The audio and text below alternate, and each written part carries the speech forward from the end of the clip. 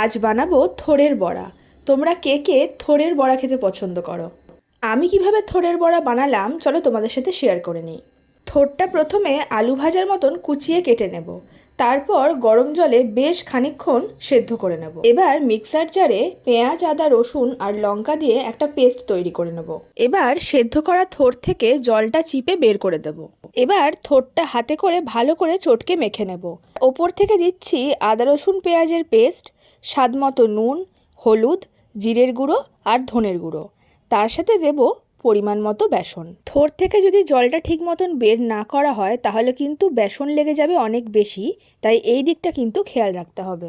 সব কিছু একসাথে মেখে নিয়ে এবার ভাজার পালা। কড়াতে তেল গরম করে নিয়ে অল্প অল্প করে মেখে রাখা থোড়টা ছোট ছোট চপের শেপ করে দিয়ে দিতে হবে। গ্যাসের ফ্লেম লো টু মিডিয়াম রেখে ভাজতে হবে, নয়তো ভিতরটা নরম থ্যালথ্যালে মতন লাগবে। ব্যাস ভেজে নিলেই রেডি আমাদের থোড়ের বড়া।